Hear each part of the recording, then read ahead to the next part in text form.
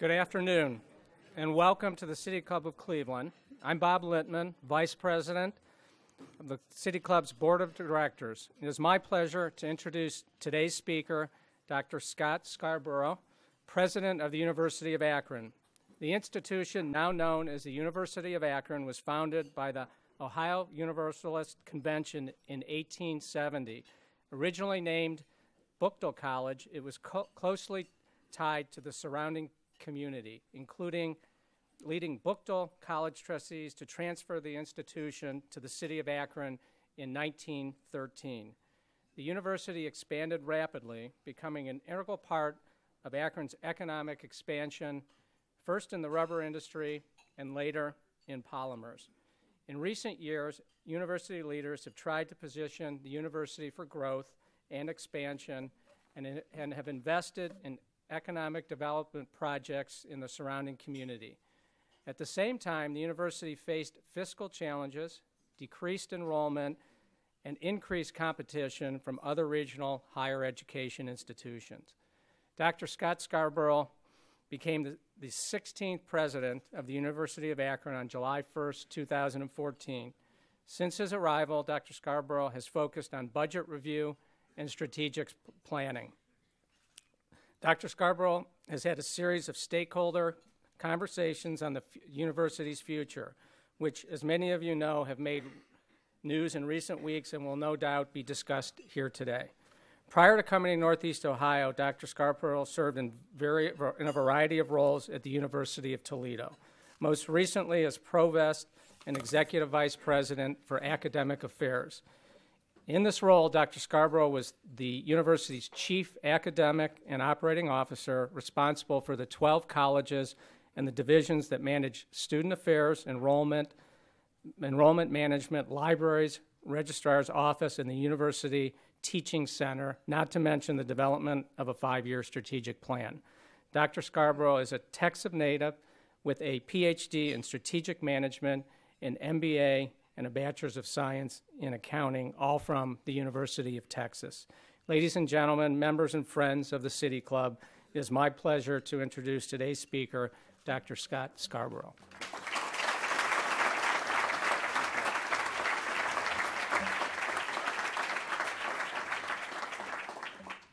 Thank you, Bob, for the very kind introduction. Good afternoon, everyone. It's certainly an honor to be here at this historic venue, the City Club of Cleveland. What a magnificent place with such a great history, and it's such an honor today to be a part of that history. So to the City Club, thank you for the opportunity to speak today. I want to thank everyone for coming. I'm not sure that we left anyone at the university today. Welcome to all of the family and friends of the University of Akron. I want to thank the members of our Board of Trustees who are here today. I think they're all here today. So we'll have to check to see if this constitutes a meeting of the Board of Trustees. And again, I see the cameras and everything, so I guess I should welcome those listening on the radio or over the internet. In fact, Mom, if you're listening in Texas, call Aunt Wanda. Tell her I'm about to talk about something that's very near and dear to her heart, the importance of higher education and the building of a great public university in Northeast Ohio. Mom was a public school teacher. Aunt Wanda, she was the director of what we called the Civic Center in our hometown. And both Mom and Aunt Wanda were products of public schools and public colleges and universities, as am I. And my grandfather, Harold Scarborough, after 7 years of working in the refineries, decided to move his wife and his son to Austin, Texas, to attend a great public university. He graduated with a degree in pharmacy. He opened Scarborough's drugstore, and he and my grandfather operated that for almost 47 years. I'm really standing here today because my grandfather believed in the power of public higher education to transform lives. He believed in the power of public higher education. It changed his life. It changed my life. It changed all of our family's lives. And I tell you all of this because I just want you to understand that when I talk about public higher education, that my passion for it runs deep, and my commitment to it is very personal. I believe in public higher education, and my guess is there are many people in this room that feel the same way. Private universities, they're great, but it's public universities that give everyone a shot at the American dream. There is perhaps no greater private university in the country than Harvard University. But Harvard University accepts only 2,000 out of the 34,000 students who apply for admission every year. 2,000 out of 34,000. That's less than 6% of the students who apply for admission. So if you're not an ultra-elite high school student or super lucky, you're not getting into Harvard University. You're not going to benefit from that $32 billion endowment. And it's especially out of reach if you're a low-income student. At the most selective colleges and universities in our country, affluent students outnumber low-income students by 14 to 1. So that's 14 to 1. 14 affluent students for every 1 low-income students. Now, my grandfather couldn't go to Harvard. Mom, she couldn't go to Harvard, but they could go to a great public university. 73% of all college students attend a public college or university. So what do I mean when I talk about a great public university? I believe a great public university does 3 things. Number 1, it offers higher education for the masses, not just for the privileged few. Number 2, it provides higher education that is career-focused and practical. And number 3, it connects higher education to industry and communities to build regional economies and to solve local problems. That's what great public universities do. A great public university is a powerful economic engine for the region. And nearly every major metropolitan region in this country has at least one distinguishable great public university. Think about it. Northeast Ohio, however, is one of the kind of few exceptions. It's somewhat unique. Instead of a single great public university like most regions have, it has what I would consider to be 4 very good public universities, each with the potential to become great. The problem is that in this new normal economy of higher education, very good may not be good enough to survive the current climate. Climate change has come to public higher education. And I could spend all afternoon delineating the scope and the depth of the challenges that public universities now face, but let me just list for you the top 10. Number 1, decreasing numbers of high school graduates in the Midwest and the Northeast. Decreasing per student state appropriations. 3, decreasing federal research funding. Decreasing family incomes. The tightening of student financial aid. Increasing debt, both for students and their universities. Increasing fixed cost. Increasing government regulation. Increasing competition, and an increasing percentage of students who are not academically prepared for college. Now, that's just the top 10. There are plenty more, but I think you get the picture. Climate change has come to public higher education, and it is a perfect storm of challenges. And if you do a quick literature search, you'll find numerous reports on public universities that are in trouble. Moody's credit rating agency has given the entire industry, the entire higher education industry, a $420 billion industry, a negative outlook. Just 3 weeks ago, Louisiana State University, the flagship university of Louisiana, announced that it's preparing financial exigency plans. Just 3 weeks ago, Central State University and Owens Community College in Ohio were placed on fiscal watch by the Ohio Board of Regents. 2 months ago, the Washington Post published an article entitled, "Regional Public Universities, the Middle Children of Higher Education, Struggle to Survive." Not just struggle to survive. 6 months ago, the Chronicle of Higher Education wrote about, quote, the plight of the public regional college. And 2 years ago, an article was published in the American Interest magazine that was entitled, "The End of the University as We Know It."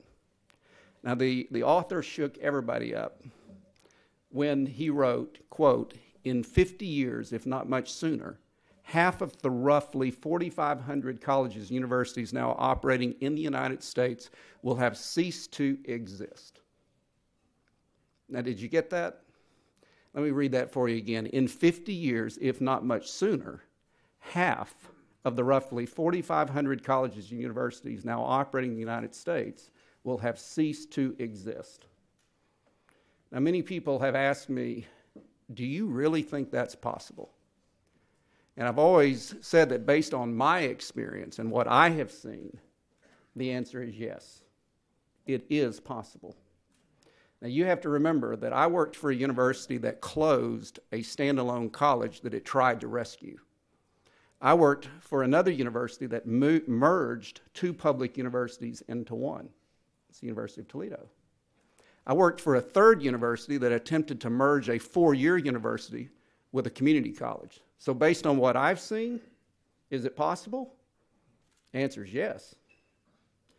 I worked for a president at DePaul University who said to me, quote, "If you want to know what's going to happen to our education, just look to healthcare." He said it's a 10 to 15 year leading indicator of what's going to happen in higher education. Well, 12 years have passed since he told me that. And based on what I have observed during those past 12 years, once again, I believe he's right. Community hospitals are to healthcare what state regional universities are to higher education. And look what's happened to community hospitals. Declining reimbursements are to healthcare what declining state appropriations are to higher education. Indigent care is to healthcare what underprepared students are to higher education. Something called value-based purchasing is to healthcare what performance-based funding is to state universities. The growth in outpatient care is to healthcare what the growth in satellite campuses are to higher education, and on and on and on. The same things that are happening to healthcare are happening to higher education.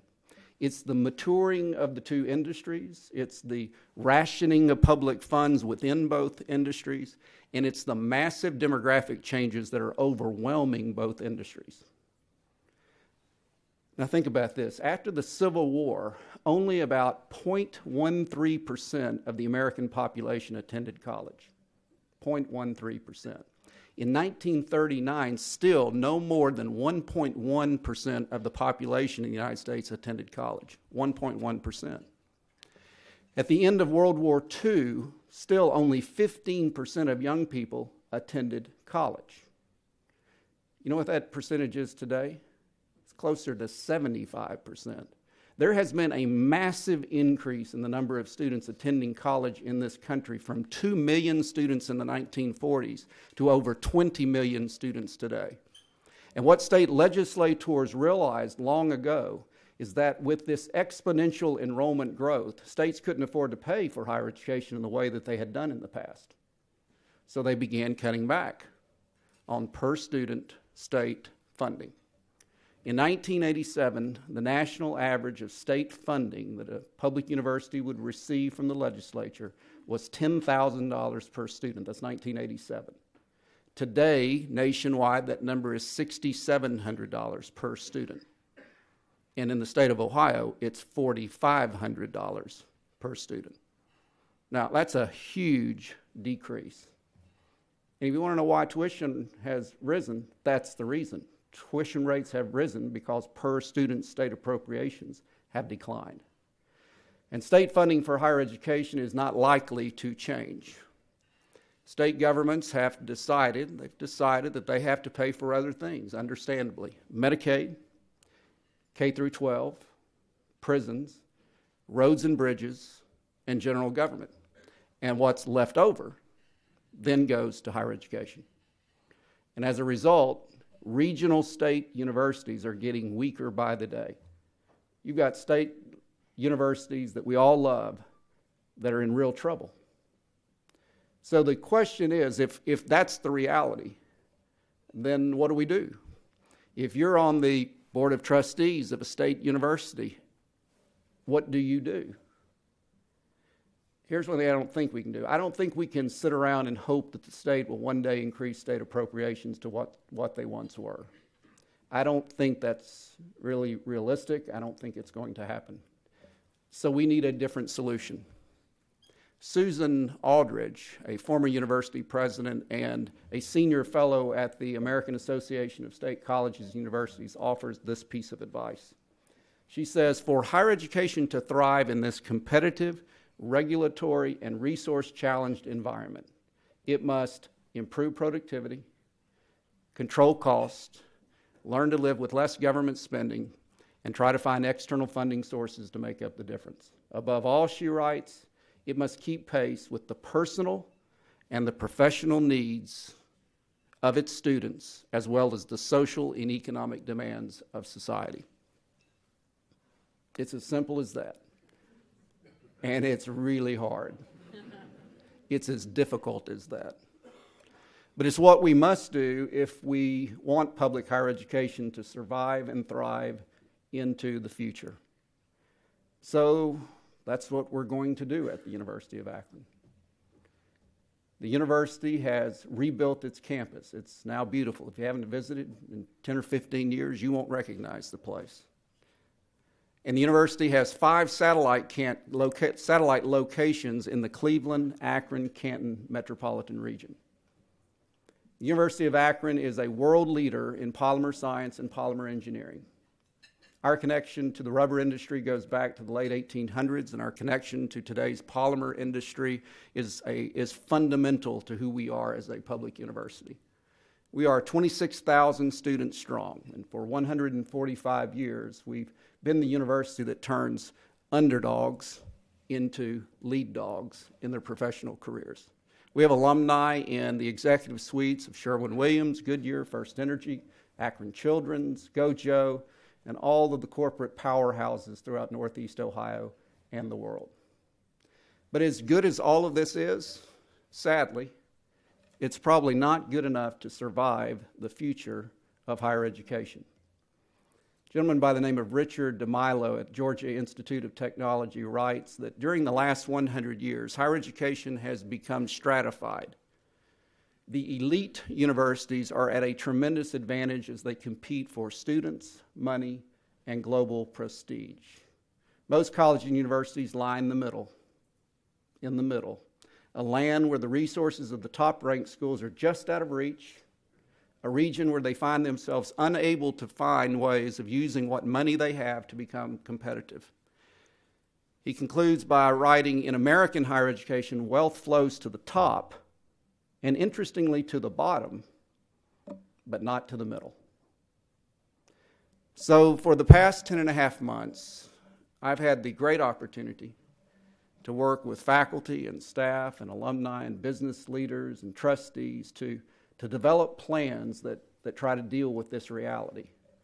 And we've done it on 3 different levels. We've looked at it on a college-by-college level strategic planning. We've done it at the university level, university initiatives that cut across colleges. And we've also looked at it from the industry level. Are there initiatives that reposition the university in the higher education landscape? So we've looked at it on 3 levels. After 10 and a half months, on April the 15th, we shifted from planning to implementation. We began to implement some of our new plans. On April the 15th, we announced that the University of Akron would begin to offer a set of general education courses at 1/2 the average tuition cost of the community college rate, using blended learning technology and pedagogy. Now, why would we want to do that? First, we believe that blended learning is actually the best learning possible for college students. It combines active classroom learning with online technologies and in-the-field experience to make for the best learning. Second, it's where the higher education market is headed. It's headed in the direction of low-cost, general education courses. So as Wayne Gretzky once advised, we're skating to where the puck is going to be, not where it is now.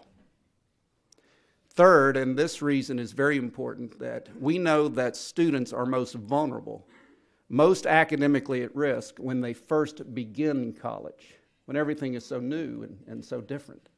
So we're going to try to give them a price break and the best learning experience that we can when it matters most at the beginning of their academic journey. And we're not the only university taking such bold steps like this. Arizona State University recently announced that, actually with great fanfare, that it would offer a low-cost entire freshman year online. And the University of Texas system is going to do the same thing. And Georgia Tech is offering a master's degree in computer science for a total cost, all courses, of $7,000 regardless of state residency. Bottom line, higher education is changing, and it's changing dramatically. And everyone who wants to survive is going to have to also change dramatically. Yesterday, we announced the creation of a new National Center for Dance Choreography in partnership with Dance Cleveland and the Knight Foundation. And this is an example of our dedication to experiential learning in the arts. You know, you can't learn how to dance by reading a textbook. You actually have to dance. You have to move. You have to mix and mingle with professional dancers, and that's what this new Center of Dance Choreography with Dance Cleveland will do. It will surround our dance students with professional dancers who will inspire them, who will engage them, who will help them achieve their dream of becoming a professional dancer. And we had a great day yesterday. Where's Pam? Would you agree? Yes. Great day. That's what a great public university does. It engages industry of all types, including the arts, in a highly experiential way to prepare students for their chosen careers. In a recent Crane's Cleveland Business publication, it reported that Northeast Ohio has one of the fastest growing IT communities in the country. But they also reported that as a region, we're not growing the talent needed to fill these jobs. And I've actually heard the same thing as I have gone out and met and visited with the leaders of the great businesses in Northeast Ohio. I heard it from Smuckers, I heard it from Sherwin-Williams, I heard it from many.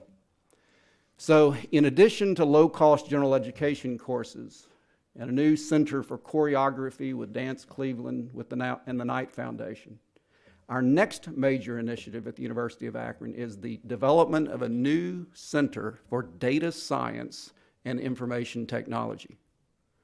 Leading this new center will be Dr. Mario Garcia, who is with us today, a recently retired executive from Microsoft who led the development of the data science discipline within Microsoft and the quality assurance work for Windows 7, among many other things. Mario, how long were you with Microsoft?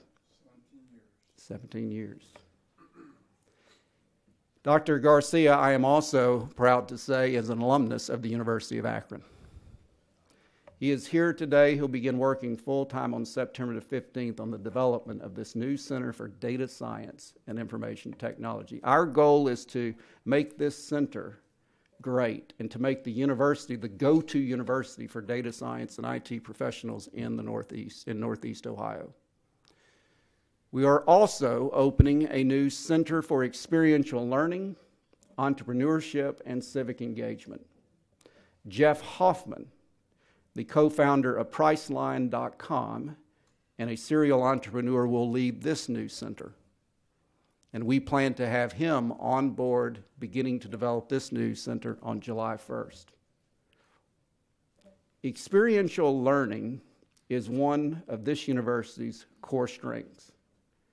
Our engineering program, its co-op program, is one of the oldest and best in the country. Our College of Business internship network is strong. Akron law students run legal clinics. We've got nursing students that provide care in many of this region's great hospitals. Our education students do their student teaching in both public and private schools.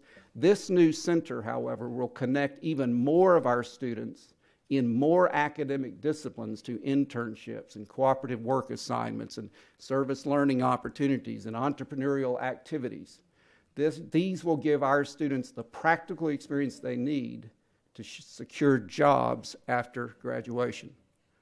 These are some of the early steps that we are taking to become a great public university. We have sought to complement these planned steps and others with an industry-level strategy that repositions the university for long-term growth. A repositioning that will extend our student recruitment potential beyond our historical reaches. When I became president in July of last year, the vice chairman of our board, Mr. Pavlov, took me to dinner and said, Scott, he says, take that napkin on the table, take your pen out, and draw a line down the center of that napkin. So I faithfully obeyed. On the right-hand side of the napkin, he said, write Ohio State, Miami University, and the University of Cincinnati. He said, on the left-hand side of the napkin, write the name of every other four-year university in the state, all 11 of them. Put the University of Akron on top, but let's try to put it in alphabetical order. He says, I want to make this very simple. Your job as our new president is to move the University of Akron from the left-hand side of the napkin to the right-hand side of the napkin. My response to him was, is that all I have to do? But my next response was, yes, you are correct. That is the right thing to do. That is the right way of thinking about what we must do. Because to me, the state universities on the left-hand side of the napkin are those community hospitals I talked about earlier. They're the universities that are most likely to disappear within the next 50 years. On the right-hand side of the napkin, those universities are going to be just fine. They're the ones that are going to endure and prosper. Now, why? Because those universities are strongly positioned in the Ohio education market, both in substance and in perception. They attract students from the greatest distances, they have unique identities, and they are the universities that are likely to grow and prosper in this new normal of higher education. But how does one move from the left-hand side to the right-hand side of that napkin? Is it even possible? I believe it is. And I believe you do it by leveraging a university's historical and current strengths, by responding to market demands and opportunities in the context of one's strengths, and by building complementary areas of strength, such as a national center for choreography or a center for data science and IT, or low-cost general education courses via blended learning. And you do it by doing all of that. So what we've done is that we've inventoried then the strengths of the University of Akron. And we summarized those strengths in a word cloud. And interestingly enough, the Akron Beacon Journal got a hold of that word cloud and published it on the front page. The larger words on the word cloud are the words that you would expect. Polymer science, polymer engineering, the Bliss Institute for Applied Politics, a national championship soccer program. University of Akron programs both curricular and extracurricular that are well known nationally and throughout the world. And there are plenty of other programs that made the list: graphics design, dance, biomimicry, various healthcare programs, a master's in tax program that's well known. But what really got everyone excited was not so much what made the list, but what was common about all the programs on that list. Our strongest programs were career-focused, applied, experiential, connected to business and industry, technology infused in both the sciences and the arts. These were the common characteristics of our program strengths. The more we thought about these commonalities, the clearer it became. The University of Akron fits the classical definition of what constitutes a polytechnic university. Just like some of the great polytechnic universities that you probably know: Georgia Tech, Virginia Tech, Texas Tech, and others. The classical definition of a polytechnic university is that they are comprehensive universities, the University of Akron, check, offering career-focused programs, check, in the arts, social and related behavioral sciences, check, engineering, education, and natural sciences and technology, check, that engage students in active applied learning, check, and theory and research that is essential to the future of society, business, and industry, check. Now that's a mouthful, but that's the classical definition of a polytechnic university. A much simpler definition is that a polytechnic university is a university that educates students in the application of science and the arts and uses technology to connect higher education to business and industry. We realized as we had gone through this exercise that we had stumbled on an industry-level strategy that represented a unique identity for our university, an identity that represented what we already were and have been for 150 years, and a brand identity that represents a distinctive path forward to becoming a great public university, a way of moving from the left-hand side of the napkin to the right-hand side of the napkin in both substance and perception. So the industry-level strategy for the University of Akron going forward is to be Ohio's Polytechnic University. Polytechnic describes both our historical strengths and our path forward, career-focused, technology-infused, connected to business and industry, applying to both sciences and the arts. And let me repeat those last three words, and the arts, okay? Polytechnic applies as much to choreography as it does to polymer science and engineering and data science and IT. Now, some people would say, well, that's a mighty risky strategy you folks have. But not really. It's who we are. It's who we have been. It's what we're good at. It's what students want. It's what students need. And it's what the region needs. So to me, all of that adds up to a calculated risk that makes absolute sense for the University of Akron. The greater risk for universities like us, for universities on the left-hand side of that napkin, is to be perceived as a generic public university with limited reach, no clear identity, struggling to survive, and likely to fail. Now that's the risky strategy, and that's the current path most regional state universities are on. Our Board of Trustees, after discussing this, have decided that we're not going to be just another generic public university. Instead, we're going to be Ohio's great polytechnic university. Distinctive, better, different. And as I conclude, I want to be clear about one thing. We're not announcing a name change, okay? We're announcing a repositioning, a clear identity, a clear direction. We're staking a claim to a polytechnic path to becoming a great public university, one that survives and thrives in the future of higher education. This university began as Bookville College in 1870. It became the Municipal University of Akron in 1913. It then became the University of Akron in 1926. It became a state university in 1967. And it's never been called Akron University, although most people in Akron still call it Akron U, okay? We're a lot more than Akron U. We are the University of Akron.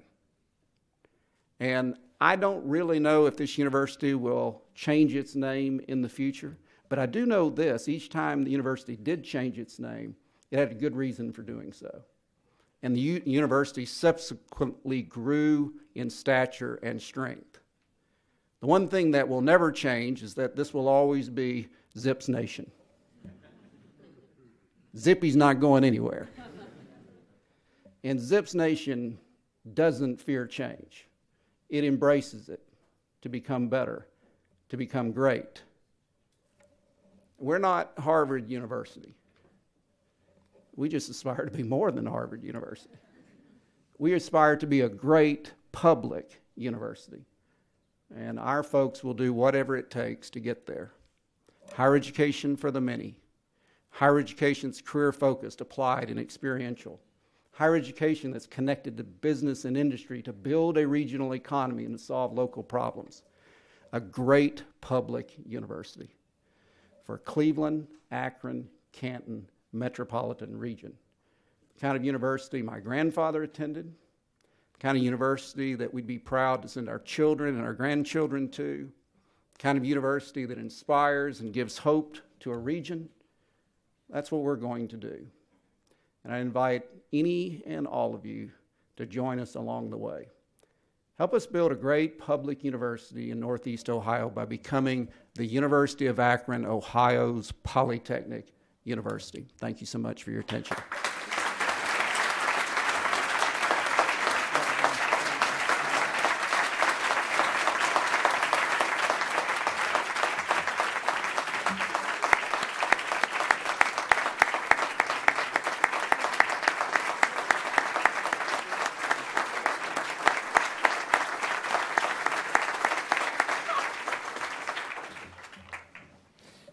Today, we are enjoying a Friday forum featuring Dr. Scott Scarborough, President of the University of Akron. We encourage you to organize questions for our speaker now and remind you that your questions should be brief and to the point. We welcome all of you here and those joining us via our primary media partners, 90.3 WCPN, WVIC PBS, 104.9 WCLV Idea Stream, or one of the many radio stations across the region and the country that carry City Club programs. Television broadcasts of the City Club are made possible by the Cleveland State University and PNC. Our live broadcasts are supported by the University of Akron. Be sure to join us next May 19th, Tuesday, as the City Club welcomes Erica Groshin, Commissioner of the Bureau of Labor Statistics, for a conversation on recent labor market developments, both nationally and locally. That's part of our Business Leader series. For more information about upcoming and past forums, please visit us online. It's cityclub.org. Today's forum is the Mandel Forum of the State of Higher Education in America, established from a generous endowment gift from the Jack Joseph and Mort Mandel Foundation. We thank you for your support. We welcome guests at tables hosted by Dance Cleveland, Friends of the University of Akron, the Medical Mutual, the Northeast Ohio Media Group, the University of Akron, and the University Akron Foundation, the University of Akron and the University of Akron Alumni Association, the University of Akron Board of Trustees, and the University of Akron Office of Student Success. He did say they were well represented. We thank you for all of your support. Now it's time to return to Dr. Scarborough for our traditional City Club question and answer period. Again, we welcome questions from everyone, including guests. Holding the microphones today, our City Club volunteer Spencer Kiesel and Director Programmer Stephanie Jansky. First question, please. Thank you for your wonderful presentation. Thank you, sir. But I'm left wondering, to what extent are Akron undergraduates required to take courses in the humanities? Well, that's a great question. Like most universities, all of our degree programs require all of our students to take a set of general education courses.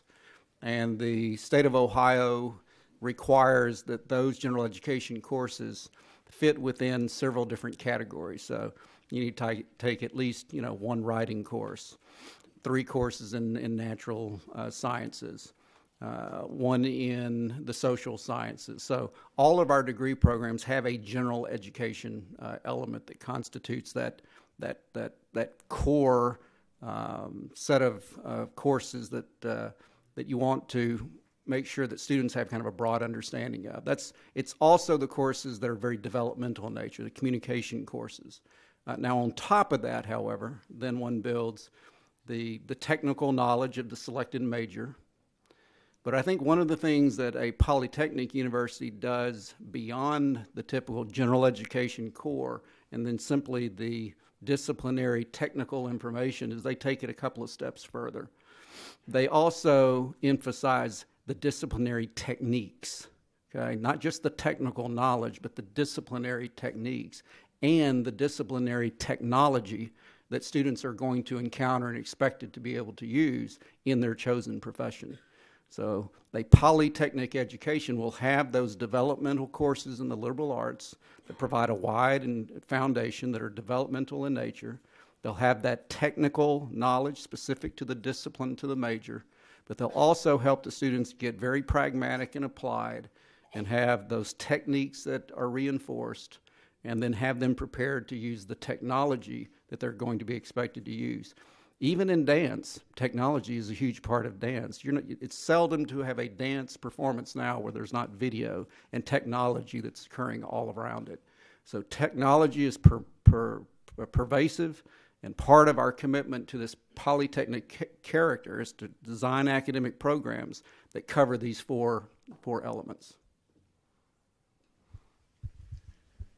Dr. Scarborough, there's been conversation I've heard that universities were created around three central ideas, one of which being great basic research institutions, one creating learning for life, if you want to call it that, and one being workforce development, basically. And it seems to me you're suggesting at least that your great university would do the latter too. You also mentioned that research dollars are getting thinner, as maybe many dollars are. Is research a part of all great public universities, or is that something we set aside? Is workforce development something that can go elsewhere, or the great large public universities needing to do all three? That's a great question. So universities for many years have talked about their tripartite mission, the teaching, the research, and service being the tripartite mission. And to answer your question, let me give you just a basic overview of how higher education economics work. Now, there are exceptions to what I'm about to say, but this is the general rule. The teaching mission is the cash flow positive mission, okay? The research mission is the cash flow negative mission, and the service mission is the cash flow negative mission. So in order to do all three missions that are extremely important, and they're complementary and they have synergistic effects working with each other, you have to, however, keep the teaching mission strong because it generates the cash flow necessary to do the other parts, which is one of the real challenges that universities like our research universities like ours have today with the state funding on the decline, with family incomes on the decline, with the inability to simply charge a higher tuition rate. That means the economics, and with the competitive element of the for-profit universities, taking away students in the cash flow positive portions of your enterprise. What they're doing is they're weakening the cash flow of your teaching mission, which then puts the research and the service missions at risk. That's what's going on. And that's the reason why you have to become more and more selective, or you need a different kind of a strategy to preserve and grow your research function.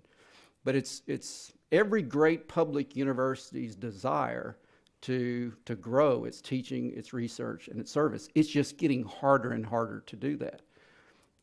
You might say, well, what about all the federal funding for research? Well, interestingly, that funding has not grown.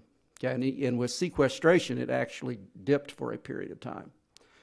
But what's also fascinating is the scientific enterprise that is trying to tap into that flat federal research funding. It is growing. So you have actually more scientists trying to get a share of a constant pool of federal research money, and so it's getting harder and harder to do. So, Georgia Techs of the world, the Virginia Techs of the world, these aspirational kind of polytechnic universities that we look to are great research universities. And we will always have great research that's done at the University of Akron.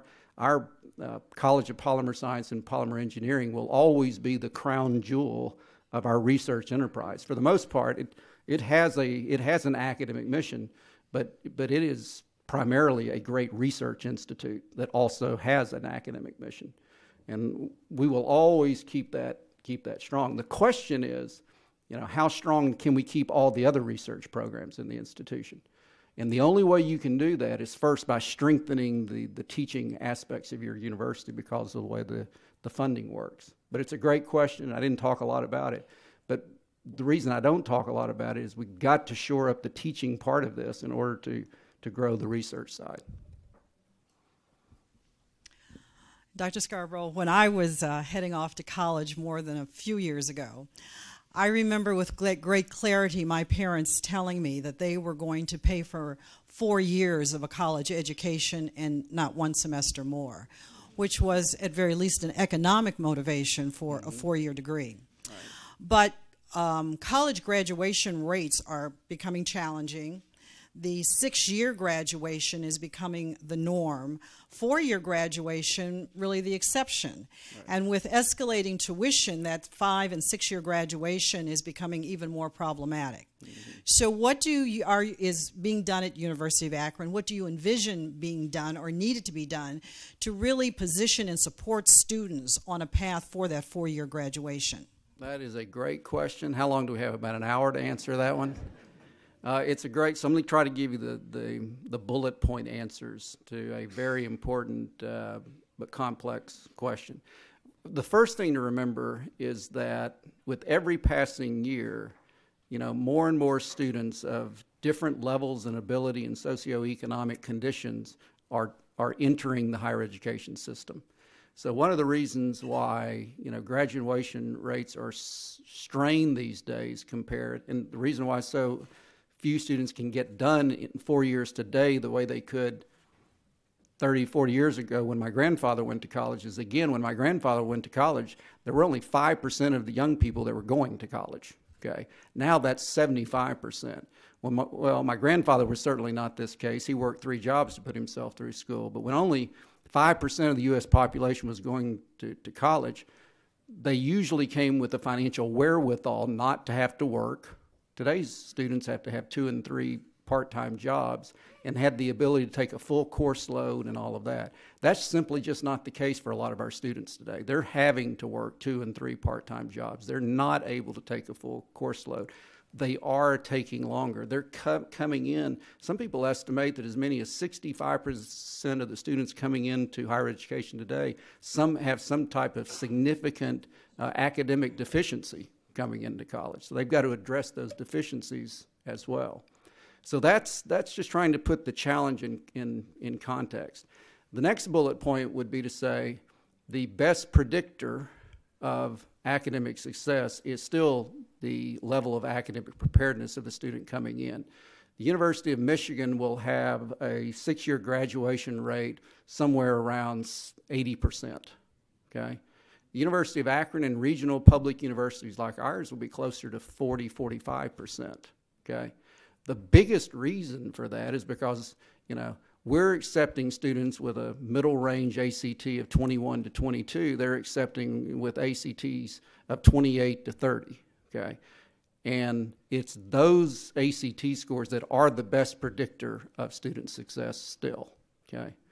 And when we had the president of University of Maryland, Baltimore, Dr. Rabowski on campus, we were looking at particularly our African-American male population, and we asked him, an African-American president, how have you had such success improving your numbers? He says, and this was in a private conversation in my office, and he said, well, the first thing we did was to recruit, attract, and enroll African-American male students with better levels of academic preparedness. That's the easiest way, the most certain way to get your numbers up. He says, but on the other hand, the greater challenge is how do you get all through, increase the rates for all students. He said the best thing that you can do is good front-end advising, good proactive advising. You need to sit down with these students, take a look at their high school record, and say, look, you made a C in chemistry. The likelihood of success for you getting through a chemical engineering program is about 1 in 500. Now, I'm not trying to discourage you, but I need to ask you, are you able to study 8 hours a day? Okay? And if you can, if you've got to work or you can't do it, you're much better off thinking about perhaps a degree in engineering technology, not chemical engineering. And he said it's that type of early conversation with a student coming in that is the next best thing that you can do to help students kind of get through the other end, getting them into the right academic program that gives them a chance. And I'll give you a good example. When my grandfather went to college, he wanted to be a physician, but he had to work 2 and 3 jobs while he went to school. So someone told him, or he found out the hard way, he wasn't going to get into medical school. So he ended up going to pharmacy school, graduated, the rest is history, and I'm the beneficiary of that today. So that front-end advising and getting into the right academic program is critical. Having said that, the other things that the literature point to that are proven to help increase retention and student success are what you would expect. Tutoring services, counseling centers, getting a student connected to a student organization, interestingly, where they have peers and can relate to and get advice from, students of similar interest, has also been shown to have an important correlation with student success.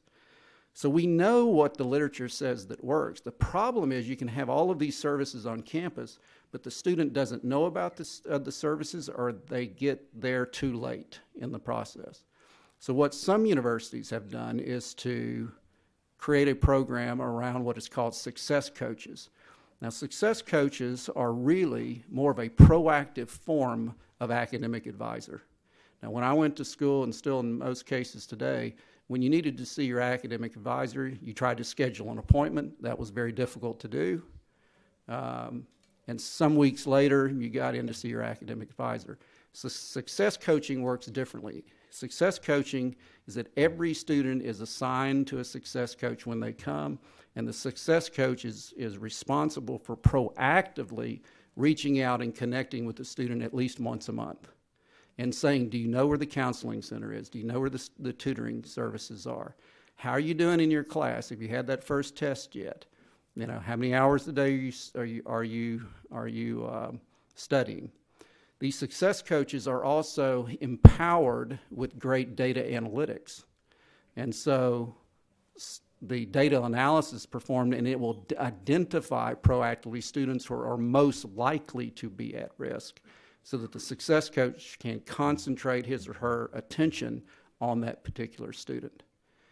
So this combination of activities that I'm describing, I think, lay out a plan for how a university like ours can give students the very best chance of succeeding. Now, you and I also were talking about having like a mandatory course that teaches people about studying and how to learn and how to succeed in college. Some universities have what are called a first-year experience course that all students are required to attend. That's where that could take place. And so this outline of activities that I've just discussed really are kind of the blueprint of what we're going to try to implement at the University of Akron and see if we can do our best job. The thing I would remind everyone, though, is in the end, there are a lot of factors that come into play in terms of when a student gets out. There's girlfriend problems, there's financial problems, there's homesick problems. There is just normal family. People don't live in the same place. They're just normal migratory movements of students that challenge those numbers. But nevertheless, what you're trying to do is do better than your predicted outcome. And in fact, the state funding formula has now shifted from paying you based on enrollment to paying you based on enrollment, course completion, and degrees awarded. So now that our funding, half of which is based on outcomes, we're highly motivated to try every way possible to help students succeed. But in the end, the student still has to have what's called grit to get through. In fact, there are studies on grit, and it's the one thing that most predicts if a student is going to make it through, their level of determination. And so we just got to find ways to help elevate that to see the kind of results that we want. But a great question.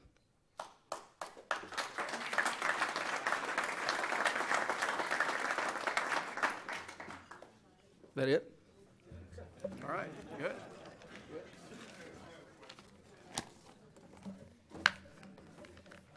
Today, at the City Club, we have been enjoying a Friday forum featuring Dr. Scott Scarborough, President of the University of Akron. Thank you, Dr. Scarborough. Thank you, ladies and gentlemen. This forum is now adjourned.